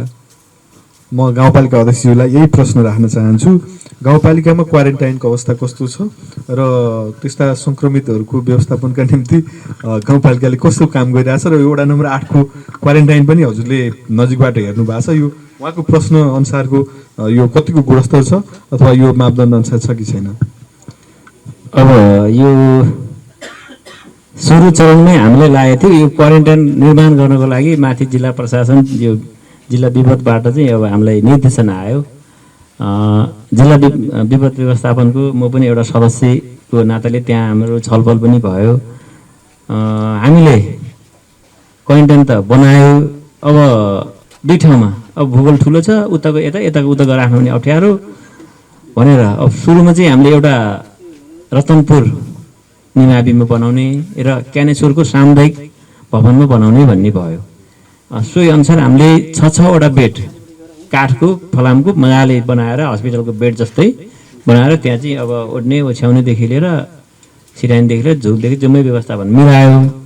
पछि फेरि हामीलाई तपाईँको यो त 6-6वटा त थोरै भयो, 12जना मान्छे मात्रै यहाँ चाहिँ बिरामी हुँदैन। अरू पनि बिरामी भन्दा पनि अब बाहिरबाट आशंका लागेको मान्छे धेरै हुनसक्छ, 200-400 जना हुनसक्छ। के गर्नुहुन्छ भनेर फेरि आयो। आइसके पछाडि हामी पनि अन्यला अवस्थामै अनि के गर्ने त भन्दा अब कम्तीमा भुइँमै भए पनि बस्ने ठाउँहरू भन्ने कुरो भयो। हामीले 100वटा अहिले चाहिँ हामी ठ्याक्कै भन्नुपर्दा 100 जना मान्छेलाई पुग्ने हामीले म्यानेज गरेको छ। 2 ठाउँ 3 ठाउँ गरेर अब अहिले एक ठाउँमा त छँदा पनि छैन, त्यहाँ राख्नु परेको अवस्थाहरू पनि छैन। अब क्यानेश्वरको कुरा गर्नुपर्दा चाहिँ वास्तवमा यहाँ मान्छे बस्ने हो, मान्छे बस्न मिल्ने गरेर खानेपानीदेखि लिएर उहाँहरूको चाहिँ खानपिन, उहाँहरू नुहाउने सबै कुरा चाहिँ अब आफ्नो गाउँठाउँमा कति हामीले गर्न सकिन्छ त्यो अनुसारले हामीले गरेको छ। अब विद्युतको कुरा अब अहिले आइसकेको अवस्था 16 राखेर हामीले सबै कुराहरू शौचालयदेखि जम्मै चाहिँ अब म्यानेज गरेको छ। यतिको चाहिँ क्वारेन्टाइन अव्यवस्थित भन्न मिल्दैन। कुनै कुनै ठाउँमा मिडियातिर हेरेको छ होइन, अब टेलिभिजनतिर हेरेको छ कस्तो अवस्थामा चाहिँ धेरै मान्छेहरू चाहिँ अब बस्नु परेको अवस्थाहरू छ। ठ्याक्कै घरमै जस्तो सेवा सुविधा पुरै होटलमा जस्तो त हामीले दिन सकेका छैन होइन। तर चाहिँ हामीले राम्रै गरेको जस्तो हामीले लाग्छ, मापदण्ड अनुसार नै छ जस्तो लाग्छ मलाई। फेरि पनि हामी सहभागी कोही हुनुहुन्छ? मैले यहाँहरूलाई अन्तिम पटक प्रश्नको लागि अनुरोध गरेको छु। रेडका सभापति छिरिङ लामा हुनुहुन्छ। धन्यवाद।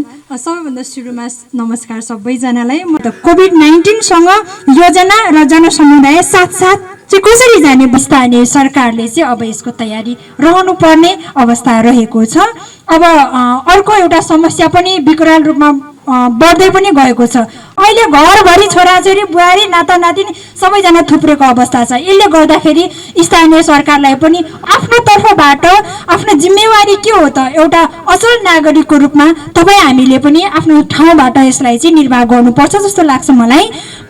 हुन्छ, धेरै धेरै धन्यवाद। सल्लाह सुझाव र आफ्ना भोलिका दिनमा रेड क्रसले पनि खेल्नुपर्ने भूमिकाको बारेमा जानकारी गराइदिनु भयो छिरिङ लामाज्यूलाई। अन्य कोही सहभागी हुनुहुन्छ भने आफ्नो प्रश्न राख्नुहोला। म नेपाली काङ्ग्रेस वडा नम्बर 8 का प्रतिनिधि हर्कबहादुर मोक्तानज्यूलाई पनि आफ्नो सुझावहरू छन् भने राखिदिन अनुरोध गर्दछु। हुनुहुन्छ हर्कबहादुर मोक्तान? उहाँ हुनुहुने नेपाल कम्युनिस्ट पार्टी हरिहरपुर गढी गाउँपालिका वडा नम्बर 8 का इन्चार्ज तेजबहादुर नेपाल। धनबहादुर पाखरिन हुनुहुन्छ अध्यक्ष? उहाँले राखिसक्नु भएको छ है, अघि सुरुमै राखिसक्नु भएको छ प्रश्न। तपाईँको सल्लाह सुझाव धन्यवाद।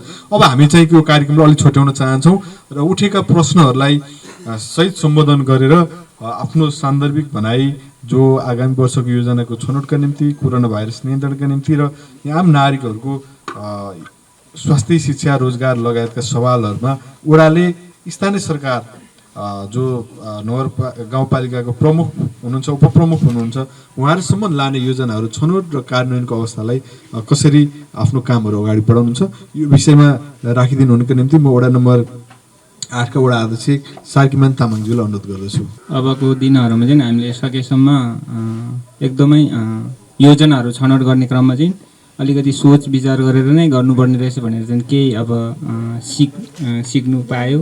अब हामी एकदम कृषि र स्वास्थ्य, त्यस पछाडि अब शिक्षा सम्बन्धी चाहिँ अलिकति बढी नै योजना हामीले बनाउनु पर्ने अवस्था रहेछ। हामी योभन्दा अगाडि बढी जस्तै हामीले टुक्रा योजनाहरू नै बढी योजना बनाउने गर्थ्यो। त्यो चाहिँ अब जस्तै हामी छिमेकी गाउँकै एकदम साथीहरूले सबैलाई आवश्यक छ, सबैलाई बाँड्नुपर्छ, सबैलाई पुर्याउनुपर्छ। त्यो कारणले अब हामीले फेरि नबनाइकन नहुने अवस्था आएको हुनाले अब त्यति हामीले सायद त्यो गाउँले साथीले हामीले चाहिँ अब बुझाउन नसक्ने अवस्था आएको भएर होला त्यस्तो एकदमै टुक्रा योजना बनेको छ। अबको दिनमा हामी चाहिँ एकदमै सोच विचार गरेर सकेसम्म हामी कृषिलाई 1 नम्बर दिएर त्यस पछाडि अब स्वास्थ्य त्यस्तै योजनाहरू चाहिँ अब बनाउने छु भन्ने सोच गर्छु नि। जस्तै अब कुनै योजना बनाउँदाखेरि हामी अब एकदम सबै यहाँको समाज सबैले देख्ने योजना बनाउँछु भनेर चाहिँ हामी एउटा सल्लाह पनि भएको छ। अब अलिकति यो यसपालिको यो महामारी कोरोनाको कारणले पनि अब हामीले अगाडिको जति योजनालाई भने जस्तो गर्नु सकेन, सम्पन्न गर्नु सकेन। त्यसमा हाम्रो त्यसमा चाहिँ अब अलिकति कमजोरी हो, त्यसमा माफी चाहन्छु। अब यो चाहिँ अब यति भन्दै म आजको यो कार्यक्रमबाट बिदा दिन चाहन्छु। हस् वडा अध्यक्ष सार्कीमान तामाङज्यूलाई धन्यवाद। म वडा नम्बर 7 का बालकृष्ण नेपाल वडा अध्यक्षज्यूलाई यही प्रश्न दोहोऱ्याउन चाहन्छु। वडाबाट यो कोरोना महामारी नियन्त्रणका निम्ति, आगामी वर्षका योजनाहरू छनौटका निम्ति र स्थानीय सरकार गाउँपालिकाको अध्यक्ष उपाध्यक्षको आलोचना मात्रै होइन, गाउँपालिका अध्यक्ष उपाध्यक्ष एउटा सिङ्गो त्यहाँको सरकार प्रमुख हो र उहाँको एउटा सहयोगी रूपमा एउटा मन्त्रीमण्डलको एउटा मन्त्री भनेको वडा अध्यक्षहरू पनि हुनुहुन्छ। समग्र एउटा स्थानीय सरकारलाई सफल बनाउनुको निम्ति वडा अध्यक्ष सहितको भूमिका कस्तो रहनु पर्ला, कसरी हेर्नुहुन्छ? अवश्य। सर्वप्रथम यो वर्षको कार्यक्रमको कुरा गरौँ। सदा अन्य सालभन्दा यसपालि अलिक फरक छ, किनकि यसपालि हामी एउटा रोगसँग जुझ्दै गरेको। अघि हाम्रो छिरिङ बहिनीले भन्नुभयो अब पार्टनरसिप गर्नु पर्यो, उहाँसँग हामी चाहिँ जुझ्नु पर्यो अथवा मिल्नु पर्यो, साझेदारी गर्नु पर्यो भन्नुभयो। वास्तवमा यसपालि पहिलो काम हामी स्वास्थ्यलाई नै पहिलो प्राथमिकतामा राख्ने मैले लक्ष्य लिएको छु, जसको लागि मैले गाउँपालिका अध्यक्ष यहीँ हुनुहुन्छ, कार्यपालिकाको सदस्य भएको नाताले पनि मैले त्यो कुरो त्यहाँ पनि पुनः आवाज आफ्नो बुलन्द गर्ने मैले सोच राखेको छु पहिलो। र दोस्रो, अघि नै छिरिङ मैले भने जस्तो हिजो 2 जना परिवार जुन घरमा बस्नुहुन्थ्यो आज 12 जना हुनुहुन्छ। अब हिजो फलेको अन्नले पुग्दैन, अब अन्न कति गुणा 6 गुणा बढी फलाउनु पर्छ यो ठाउँमा, अनि मात्रै ती परिवार पेटभरि खान पाउँछन्। किनकि हिजो 2 जना बुढा बाबुआमा बस्थ्यो भने आज ती छोरा नाति पनाति आएर 12 जना भएका छन्। र कृषिमा असाध्यै फरक, जस्तो यसपालि हामीले ठुलो गल्ती गरेका छौँ, गाउँपालिका कार्यपालिका गल्ती गरेको छ। हामीले गत वर्ष छुट्याउनु पर्ने कुरा, हामीले कृषिमा जुन पैसा छुट्याउनु पर्ने हो बिउ बिजनको लागि, मलको लागि, हामीले चाहिँ त्यो छुट्याउन भुलेर यसपालि हामीले थुप्रै आलोचना खाएका छौँ। थुप्रै हामीलाई चाहिँ हाम्रो अभिभावकहरूले गाली गरेका छन्। हामीले त्यहाँ भुल गरेका छौँ, त्यसलाई अब भुल नहुने गरी आगामी वर्ष म कार्यपालिकाको सचिवले कार्यपालिकामा त्यसलाई एकदम विशेष आवाज उठाएर आगामी दिनमा यस भेगका कृषकहरूको लागि उन्नत जातका बिउ बिजन मल लगायतका चिजहरूमा सब्सिडी अनुदान दिने, अनुदान प्राप्त गराउने एउटा चाहिँ वातावरण बनाउनलाई मेरो आवाज रहनेछ। तेस्रोमा मैले शिक्षामा पुनः यो जति अब 1 वर्षदेखि हाम्रो शिक्षा अहिले जुन अवरोध भएको छ, अब सहरी क्षेत्रमा अब रेडियो टेलिभिजन भएको ठाउँमा नेट भएका ठाउँमा त अब नेटबाट टिभीबाट पढ्ला न बुढाले, तर हाम्रो यस ठाउँमा पढ्न गाह्रो हुन्छ। यसको लागि के गर्न सकिन्छ, कसरी गर्न सकिन्छ, अब त्यसको लागि पुनः फेरि गाउँपालिकामा एउटा त्यसको चाहिँ छलफल गर्ने मेरो आफ्नो एउटा प्रस्ताव म लानेछु। अब मैले अघि भने देखिने कामको लागि कमसेकम थोरै काम गर्ने हो। अघि पनि त्यसलाई दोहोऱ्याएँ, एउटा ऐतिहासिक कुण्ड ताल छ, त्यसलाई विशेष यसपालि भूमिका खेलेर त्यसलाई अध्यक्षजीको पनि त्यसमा मन साय छ, उहाँको पनि इच्छा छ यो कुण्ड चाहिँ एउटा संरक्षण गर्नुपर्छ, बनाउनुपर्छ, हाम्रो ऐतिहासिक ठाउँ हो भनेर छ। त्यसलाई र यो मूल बाटो सडक यसलाई गर्ने मेरो इच्छा छ, मेरो आफ्नो चाहिँ विचार छ। र त्यसै गरी सबै मेरा चाहिँ वडाभित्र भएका सबै बुद्धिजीवी सचेत नागरिकसँग बसेर छलफल गरेर मन्थन गरेर होइन, एउटा बजेट भन्दा पनि बजेट हामीले केही हाम्रो गाउँपालिकाले केही बजेट दिए पनि सहभागिता बिनाको बजेटले केही हुँदैन। सहभागिता हुनु अति जरुरी छ। जनसहभागितालाई विशेष जोड राख्ने मेरो इच्छा छ। धन्यवाद। हुन्छ, हामी यो छलफल बहसको हामी करिब अन्तिमतिर आइसकेका छौँ र आज हामीले हरिहरपुरगढी गाउँपालिका वडा नम्बर 6, वडा नम्बर 7 र वडा नम्बर 8 ले गरेका विकास निर्माण पूर्वाधारका सवालमा जवाफ खोजिरहेका छौँ र आम सहभागीहरूको प्रश्नको जवाफ दिन हामीसँग हरिहरपुरगढी गाउँपालिकाका अध्यक्ष कारसाङ लामा हुनुहुन्छ, वडा नम्बर 7 का वडा अध्यक्ष बालकृष्ण नेपाल, वडा नम्बर 8 का वडा अध्यक्ष सार्कीमान तामाङ र वडा सचिवज्यूहरू हुनुहुन्छ। तपाईहरूसँग यो छलफलमा कुराकानी गरिरहँदाखेरि थुप्रै सवालहरू उठेका छन्। विकास निर्माणका क्रमलाई दीर्घकालीन देखिने गरी ठोस परिणाम आउने गरी यो विश्व महामारीको रूपमा फैलिएको कोरोनाको त्रास र यसको सङ्क्रमण फैलिहाले यसको उपचार, आम नागरिकलाई राहत लगायतको व्यवस्थापनमा स्थानीय सरकारले खेल्नुपर्ने भूमिका र सहकार्यका विषयमा पनि चर्चा गरिरहेका छौँ। र अहिले पनि प्रश्न उठिसकेको छ, यो लकडाउनको कारण 2टा परिवार भएको घरमा अहिले 12 जनासम्म आफन्त परिवारहरू फर्किनु भएको छ।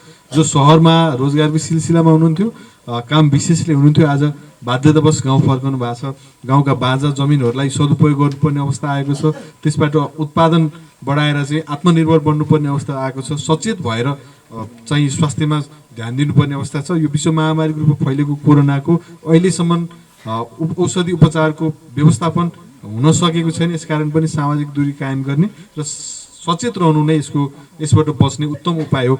यस्तो परिस्थितिमा आम नागरिकहरूलाई आफ्ना सान्दर्भिक भनाइहरू, यहाँका नागरिकहरूलाई रोजगारको व्यवस्था होस्, यहाँको चाहिँ शैक्षिक क्षेत्रमा अहिले परेको प्रभाव र सङ्घीय सरकारले गरेको निर्देशन अनुसार वैकल्पिक शिक्षा प्रणालीको व्यवस्थापन, आगामी वर्षको योजना लगायत र आम नागरिक यो हरिहरपुरगढी गाउँपालिकावासीहरूलाई कोरोनाको सङ्क्रमणबाट बच्न र बचाउनको निम्ति सन्देशमूलक जानकारी दिनुहुनको निम्ति म हरिहरपुरगढी गाउँपालिकाका अध्यक्ष कारसाङ लामाज्यूलाई अनुरोध गर्दछु। अब हामी यो साझा बहसको अन्तिम चरणमा आइसकेको छ। धेरै साथीहरूले धेरै कुराहरू चाहिँ हाम्रो सामुन्ने चाहिँ राखिसक्नु भएको छ। प्रश्न पनि आइसकेको छ, उत्तर पनि हाम्रो सम्बन्धित चाहिँ साथीहरू वडा अध्यक्षज्यूहरूले पनि राखिसक्नु भएको छ। अब वास्तवमै यो कोभिड-19ले पर्न गएको धेरै चाहिँ यो समस्याको कुराहरू यहाँ धेरै जति गरे पनि यहाँ चाहिँ अब यहाँ सिद्धिने कुरा छैन। अब यसलाई चाहिँ अब कसरी व्यवस्थापन गर्दै मिलाउँदै सामाजिक दूरीलाई भौतिक दूरीलाई कायम राख्दै अब हामी यसरी मात्रै सधैँ बसिराख्न पनि सक्ने अवस्थाहरू छैन। भोलि रोगले भन्दा भोकले मर्ने स्थितिहरू सिर्जना हुनसक्छ। गाउँठाउँमा यो समस्या आइसकेको अवस्था पनि छ। यसलाई चाहिँ कसरी व्यवस्थापन मिलाउने भन्ने सन्दर्भमा हामीले हाम्रो पालिकाको हैसियत अनुसार आगामी दिनहरूमा विशेष गरेर अब यो कोरोना भाइरस यो रोगले चाहिँ धेरै पाठ सिकाइसकेको छ। नेपालीले चाहिँ बुद्धि पनि आउनुपर्छ। अब यो चाहिँ अब यो वैदेशिक रोजगारमा जाने हाम्रो युवा युवतीहरू हुनुहुन्छ, उहाँहरू चाहिँ अब आफ्नै देशमा बस्ने वातावरण यो कोभिड-19ले ल्याएको छ। यसलाई चाहिँ कसरी मिलाउने, तालमेल मिलाएर हाम्रो युवाहरूलाई, हाम्रो युवा शक्तिहरूलाई यही ठाउँमा चाहिँ राखेर हामीले चाहिँ उहाँहरूलाई चाहिँ अब रोजगार दिलाउन सक्ने खालका चाहिँ योजना हामी बनाउँछौँ, जसको निमित्त हामीले विज्ञको आवश्यक परे पनि हामी विज्ञ हायर गरेर हामी ल्याउँछौँ। हाम्रो अन्य सचेत नागरिक साथीहरूको चाहिँ सल्लाह सुझाव लिन्छौँ। भूगोलले अप्ठ्यारो पारेको छ गाउँ, तर पनि हाम्रो यो ठाउँ यो गाउँ हाम्रो यो हरिहरपुर गढी राम्रै छ, सबै हिसाबले राम्रै छ। यसलाई मात्रै अलिकति मिलाउन सके, व्यवस्थापनबाट मिलाउन सके हामी चाहिँ अब हाम्रो राम्रै छ भन्ने म चाहिँ अब भन्न चाहन्छु। हामीलाई जतिसुकै अवस्था अब यो सडक निर्माणमा हामीलाई अप्ठ्यारो परे पनि, तर बस्नलाई यहाँ चाहिँ खेतीपाती गर्नलाई, पशुपालन गर्नलाई, माछा पालन गर्नलाई हामीलाई अप्ठ्यारो छैन। यो भूगोलले त्यति अप्ठ्यारो बनाएको छैन, सहजै छ। वातावरण हिसाबले पनि हाम्रो राम्रो छ, घाँस दाउरा यो जल जङ्गल जमिनमा पनि हामीलाई चाहिँ सजिलै सहजी नै चाहिँ मिलेको छ। मैले के भन्छु भन्दा अब यो कोभिड-19ले हामीलाई असर परिराख्दा हामी चुप लागेर बस्ने कुरो हुँदैन। अब हामी सँगसँगै के गरेर जाने, बरु यसलाई चाहिँ सामाजिक दूरीले कायम। मैले अस्ति एउटा छलफलमा पनि मैले बोलेको थिएँ, यो अमेरिकाले गरेको चाहिँ ठिक जस्तो लाग्यो। अरू देशले चाहिँ लकडाउन गर्यो। अब खासै अब जतिसुकै जे गर्दा पनि अब मान्छे भेटिरहेकै छ, सङ्क्रमित भइरहेकै छ। अमेरिकाले पनि त्यतिकै रूपमा गर्यो, अब त्यतिकै भेटेको छ, आफै निको पनि भएको छ, उपचार पनि भइरहेछ, मरेको पनि मान्छेहरू छ। बरु चाहिँ नगरिदिएको भए पनि हुन्थ्यो जस्तो लाग्यो मलाई चाहिँ। त्यति ठुलो रोग पनि होइन यो, आत्तिहाल्नु पनि पर्ने होइन। तर फेरि हामीले यसलाई चाहिँ अलिक व्यवस्था गऱ्यो भने धेरै मान्छे सङ्क्रमित नहुने, कोही त मर्न पनि सक्ने पनि छ। दुइटै कुरालाई ख्याल गरेर अब हामीले सामाजिक दूरीले त कायमै गर्नु पर्यो। अब हाम्रो विशेष गरेर यो आजको हाम्रो बसले हाम्रो समाजका चाहिँ साथीहरूलाई के सन्देश पनि जाओस् भन्दाखेरि यो हाम्रो मिडिया कर्मी साथीहरूले पनि अब हाम्रो चाहिँ आवाजलाई अलिकति चाहिँ अलि प्रचार गरिदियोस् कि अब यो जति पनि हामी बाहिर जान्छौँ, विकास निर्माणदेखि लिएर अब हाम्रो खेतीपातीदेखि लिएर अन्य कामहरू गर्नको लागि, तर सचेत चाहिँ हुनु पर्यो, मास्क लगाउनु पर्यो, 2 मिटरको चाहिँ दूरीमा आफू रहेर चाहिँ जोगेर हिँड्ने, सरसफाइमा ध्यान दिने भयो भने हामीलाई यो रोग लाग्दैन। हाम्रो जिउमा हातमा टाँसे पनि हामीले साबुन पानीले हात धोयो भने, सेनिटाइजर प्रयोग गर्यो भने यो रोग आफै पनि हट्छ। झुकिएर मुखमा पऱ्यो भने चाहिँ लाग्ने नै हो रहेछ त। त्यो कुराहरूले पनि अलिकति प्रचार प्रसार होस्। तर बिना काममा चाहिँ होटल अब भट्टीतिर बस्ने होइन, अब भिडभाडमा जाने, हो हल्ला जस्तो गतिविधि भयो भने यो रोग सङ्क्रमण पनि हुनसक्छ। त्यसैले गर्दा अब अलि यो हामी डराइराख्नु पर्ने ठाउँ त्यति छैन। हाम्रै छिमेकी पालिका यो ठ्याक्कै अब यो सर्लाहीको हरिण नगरपालिकामा धेरै मान्छेले लागिसकेको अवस्था छ। उहाँहरू आत्तिनु भएको छैन। उहाँहरूले चाहिँ अब यो किन आत्तिनु पर्दैन भन्दा जति यो मिडियामा आइरहेको छ अहिले 6000 भन्दा माथि चाहिँ मान्छेलाई भेटेको छ। हाम्रो देशभरिमा हिसाब गर्ने भने 2 लाखभन्दा बढी मान्छे क्वारेन्टाइनमा छ। त्यस्तै व्यक्तिलाई मात्रै लागेको अवस्था हो, त्यो पनि धेरै कम। 2 लाख मान्छे चाहिँ क्वारेन्टाइनमा छ। इन्डियाबाट आउने, तेस्रो मुलुकबाट आउने मान्छेहरू छन्। अब त्यस्तोहरूलाई चाहिँ बढी जस्तो भेट्ने हो। समुदायमा रहने कुनै पनि व्यक्तिहरूलाई त्यसरी खासै भेटिरहेको अवस्था छैन। त्यसले गर्दा हामी ढुक्क रहौँ। हाम्रो बिचमा, हाम्रो गाउँठाउँमा हामी निर्धक्क तरिकाले गर्न सक्छौँ। बाहिरबाट आउने जो हाम्रो आफन्तहरू हुनुहुन्छ उहाँहरू चाहिँ आउने बेलामा हामीले चाहिँ पहिले खबर गरौँ, हाम्रो क्वारेन्टाइनमा राखौँ अथवा जिल्लामा जानकारी गरौँ। बिरामी हुनुहुन्छ भने उपचार गर्न ठाउँ छ। मैले अघि कुरा केही त भन्न लागेको थियो। अब इनकेस हाम्रो क्वारेन्टाइनमा रहेको चाहिँ साथीहरूलाई सङ्क्रमण त्यस्तो देखियो भने जिल्लामा हाम्रो चाहिँ एउटा एपोलो हस्पिटल के अरे त्यो एपोलो हस्पिटलले चाहिँ हामीले कोरोना हस्पिटल बनाउने भनेर चाहिँ अस्ति नै निर्णय भइसकेको छ। सम्पूर्ण पालिकाले चाहिँ आवश्यक खर्च त्यहाँ दिने। नेपाल रेड क्रस जिल्ला शाखाले चाहिँ एउटा एम्बुलेन्सको व्यवस्था गरेको छ। उहाँहरूले चाहिँ सम्बन्धित क्वारेन्टाइनबाट चाहिँ सङ्क्रमित व्यक्तिहरूलाई लानको लागि एम्बुलेन्स चाहिँ रेडी राखेको छ। उहाँहरूले चाहिँ धेरै सहयोग गर्नुभएको छ रेड क्रसले, अन्य सामग्रीदेखि लिएर अब थुप्रै कामहरू चाहिँ उहाँले सहयोग गर्नुभएको छ। यो अवस्था छ। हामी आत्तिहाल्नु पर्ने छैन। जो हाम्रो पालिकाभरिका चाहिँ क्वारेन्टाइनमा रहेका चाहिँ साथीहरूको चाहिँ PCR चेक गर्दा सबै चाहिँ अहिलेसम्म चाहिँ नेगेटिभै आएर बसेको छ। हामी ढुक्क छौँ। अझै पनि हाम्रो 3 जना भाइहरू छन्, उहाँहरूको पनि अब लगभग अब उहाँहरूको चाहिँ अब हेर्ने क्रममा चाहिँ फ्रेसै हुनुहुन्छ उहाँहरू, त्यस्तो रोग लागे जस्तो देखिँदैन। अब हामी केही समयमै अब यो पानी छानी अलिक कम हुने बित्तिकै मान्छेहरू ल्याएर चाहिँ अब यहाँ हामीले पिसिआर चेक गर्न उहाँहरूको चाहिँ अब पठाउँछौँ। र अर्को कुरो विकास निर्माणको कुरामा पनि हामी उत्पादनलाई जोड दिने भइसके पछाडि विशेष गरेर उत्पादन केले हुन्छ त त्योतिर हामी जोड दिन्छौँ। अब उत्पादन भन्ने बित्तिकै मुखले भन्ने बित्तिकै सबै थोक त एकैचोटि हुँदैन। खेतीपाती गर्नै पर्यो, खेतीपाती गर्न जनशक्ति जुट्नै पर्छ। जनशक्ति चाहिँ अब बाहिरबाट आएर बसिरहनु भएको छ, मैले अघि नै भन्यो। त्यो मान्छेहरूले अब चाहिँ विदेश नजाने हिसाबले नयाँ कार्यक्रमहरू ल्याउनुपर्छ।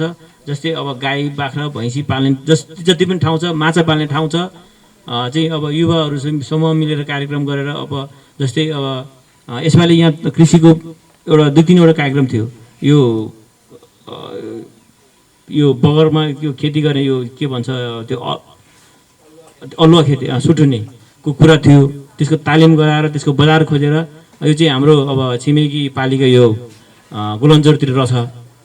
त्यो चाहिँ हाम्रो क्यान खोलामा धेरै हुने सम्भावना देखिएकोले अब यहाँ चाहिँ पहिला एक चरण तालिम गरौँ, उहाँहरूले चाहिँ धारणा दिनु पऱ्यो नि। यो चिज यसरी उत्पादन गर्दाखेरि हुन्छ भन्ने कुरो त कृषकले त पहिला त कुरो बुझाउनु पऱ्यो, अनि मात्रै उहाँहरू तयारी जे अब हुन्छ। उहाँहरूले अनुदान दिने कुराहरू हुन्छ, मलबिउको कुराहरू हुन्छ भनेर चाहिँ सोच बनाएको त्यो कार्यक्रम हाम्रो सबै यसपालि भएन। त्यो कुराहरू हामी पुनः निरन्तरता दिएर थप कार्यक्रम कृषिले नै जोड दिएर हामी जान्छौँ। अब हाम्रो कृषि सबै भनिरहेको अवस्था छ, तर अब कृषि गर्नलाई त सिँचाइ चाहियो। सिँचाइको लागि पूर्वाधारहरू हामीले चाहिँ बनाउनु पऱ्यो।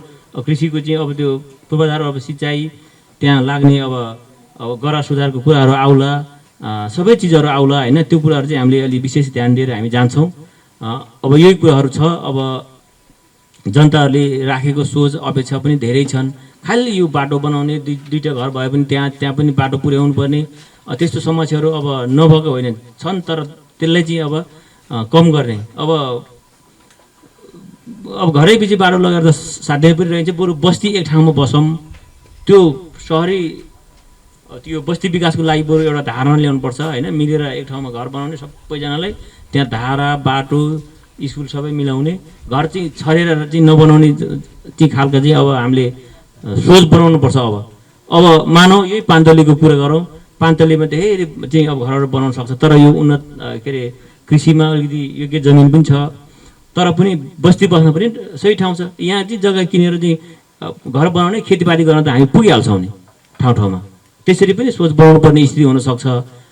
त्यसो भइदियो भने अब यहाँ चाहिँ मानव पान्तलेमा चाहिँ मैले उदाहरणको लागि कुरा गरेँ। यो अब सबै कुना काप्चामा रहेका चाहिँ सबै साथीभाइ चाहिँ यहाँ आएर घर बनाउने, स्कुल यहाँ छँदैछ, बाटो एउटा हामीले राम्रै बनाइदिने, खेतीपाती गर्न त अब एक सवा घन्टा 1.5 घन्टा हिँड्दा त भइहाल्यो। त्यसरी पनि गर्नुपर्छ कि जस्तो मलाई लाग्छ कि अब सबैतिर रोड बनाइराख्नु त अब सक्दैन, खानेपानी सबैतिर पुर्याउनु पनि सक्दैन, बिजुली पनि पुर्याउन गाह्रो छ। त्यसले गर्दा अब यस्तो गर्नुपर्ने जस्तो लाग्छ। अब बाहिर मुलुकको चाहिँ हेर्ने क्रममा हाम्रो त्यही रहेछ। एक ठाउँमा बस्छ, खेतीपाती अन्त गर्छ, अन्य ठाउँमा गर्छ। त्यसो गरेपछि त सजिलो हुन्छ नि त विकास निर्माण, सबै चिज सजिलो हुन्छ। त्योतिर ध्यान दिनु पर्ला हामीले पनि। अब हाम्रो छरिएको बस्तीलाई एक ठाउँमा ल्याउने होइन, भोलि केही समस्या आइपर्दा त सहयोग गर्न पनि सजिलो हुन्छ। मैले स्वास्थ्यको कुरा गर्नुपर्दा अब हाम्रो जे भयो भने एउटा 3टा वडाको एउटा चाहिँ अब स्वास्थ्य चौकी छ। यसलाई चाहिँ हाम्रो ज्ञानेश्वरको चाहिँ अब जनताहरूले चाहिँ उपचार गर्ने ठाउँ, अर्को नयाँ ठाउँहरू पनि हाम्रो अब जहाँले टाढा छ। त्यसले गर्दा यसलाई व्यवस्थित गरेर सामुदायिक चाहिँ अब स्वास्थ्यहरूले पनि खोलेर यसलाई हाम्रो एउटा भवन बन्दैछ। त्यो भवन सम्पन्न हुन सकेको भए त अब अलि राम्रै हुन्थ्यो। यो कुन खालको ठेकदारहरू पऱ्यो, हाम्रो मातहतमा नपरेपछि यो रथालिङ्ग अब हाम्रो पालभन्दा अगाडि नै बनेको, यसले गर्दा अलिक समस्या पनि आएको छ। अलिकति चासोको कुरा पनि भएको छ। त्यो भवन स्वास्थ्यको भवन निर्माण भइसकेको भए ल्याबदेखि लिएर त्यहाँ चाहिँ अब MBBS डक्टरलाई समेत राख्नुपर्ने स्थिति छ। अब उतातिर झाँडीमा अहिले बन्दैछ, त्यो भइसकेपछि झाँडीमा MBBS डक्टर हुन्छ, यता पनि हामीले MBBS डक्टरको पनि व्यवस्था मिलाउन सक्यो भने पालिकाले त्यति त गर्न सक्छ नि, अरू नगरे पनि। हाम्रो पूर्वाधार नभएर मात्रै हो, हामीसँग चाहिँ त्यो घर नबनेर मात्रै हो। अब हामी यतिर लाग्छौँ। यही कुराहरू राख्दै अब अन्य कुराहरू त अब मैले छुट्याएँ भने अब सम्झाउनु होला के छ। मैले केही होइन, धेरै कुराहरू आइसकेको छ अध्यक्षज्यू। स्कुलको कुरा, यो शिक्षाको कुरा अलि मैले सम्झेँ। शिक्षामा हामी मात्रै होइन, यो हाम्रो सबैतिर शिक्षामा चाहिँ डामाडोल भएको अवस्था छ। शैक्षिक सत्र सुरु भएर चाहिँ पढाइ चाहिँ तपाईँको कम्तीमा पनि 20% 25% चाहिँ पढाइ भइसक्नु पर्ने बेलामा अहिले किताबसम्म पनि पाड्न सकेको अवस्था छैन। अब अस्ति भर्खरै पालिकाले लु त्यो शिक्षाको चाहिँ शाखा प्रमुखलाई बोलाएर ल तपाईँले चाहिँ तुरन्त किताबको पैसा निकासा गर्ने वातावरण गराएर किताब खरिद गराएर कम्तीमा घरमा किताब विद्यार्थीले चाहिँ दिने वातावरण मिलाउनुहोस्। साथीहरूले एक ठाउँमा राखेर कुराकानी गरेर चाहिँ उहाँहरूले अब के हुन्छ फोन मार्फत हुन्छ अथवा बैठक के गरेर हुन्छ गर्नुहोस् भनेर मैले निर्देशन दिइसकेको छु। उहाँले त्यो अनुसार उहाँ अगाडि बढिसक्नु भएको छ।